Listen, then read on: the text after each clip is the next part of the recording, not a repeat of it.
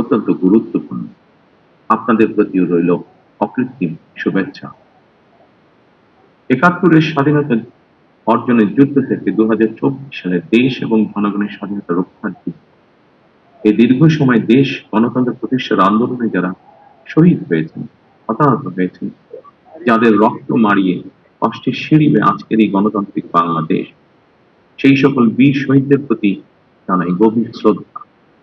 মহান আল্লাহ দরবারে তাদের মাগফিরাত কামনা করছি।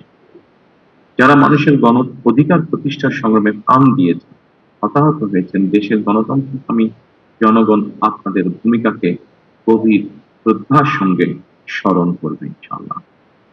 প্রিয় দেশবাসী, জনগণের রায় পেলে বিএনপি রাষ্ট্র মেরামতের রূপরেখা উপস্থাপন করেছিল।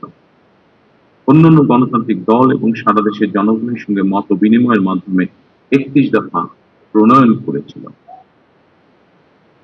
৩১ দফার আলোকে ঘোষণা করা হয়েছে দলীয় ইশতেহার। একই সঙ্গে কয়েকটি বিষয় নোট অফ ডিসেন্ট দিয়ে বিএনপি জুলাই সনদেও স্বাক্ষর করেছে। আমরা জনগণের কাছে প্রতিশ্রুতিবদ্ধ, প্রত্যাশিত প্রতিটি অঙ্গীকার পর্যায়ক্রমিকভাবে বাস্তবায়ন করব ইনশাআল্লাহ।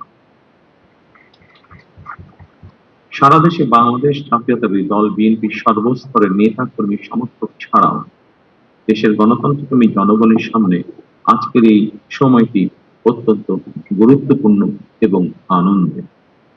এমন এক আনন্দঘন পরিবেশে আপসীন দেশনেত্রী বেগম খালেদা জিয়ার অনুপস্থিতি আমাদেরকে করেছে ভারাক্রান্ত। রাষ্ট্র ও রাজনীতিতে জনগণের অধিকার প্রতিষ্ঠার এমন একটি গণতান্ত্রিক সময়ের প্রত্যাশায় তিনি ফ্যাসিবাদের বিরুদ্ধে আপোষহীন লড়াই করেছিলেন। স্বৈরাচার কিংবা ফ্যাসিবাদের সঙ্গে কখনো আপোষ করেন। দেশ এবং জনগণের স্বার্থের প্রশ্নে বরাবরই তিনি ছিলেন অটল, অবিচল।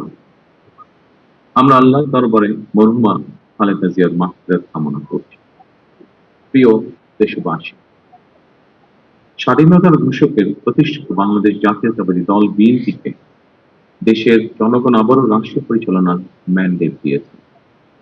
জনগণ বিএনপির প্রতি যে বিশ্বাস এবং ভালোবাসা দেখিয়েছেন, এবার জনগণের জীবন উন্নয়নের জন্য নিরলস কাজের মাধ্যমে জনগণের এই বিশ্বাস এবং ভালোবাসার প্রতিদান দিতে আমাদেরকে ঐক্যবদ্ধভাবে কাজ করতে হবে।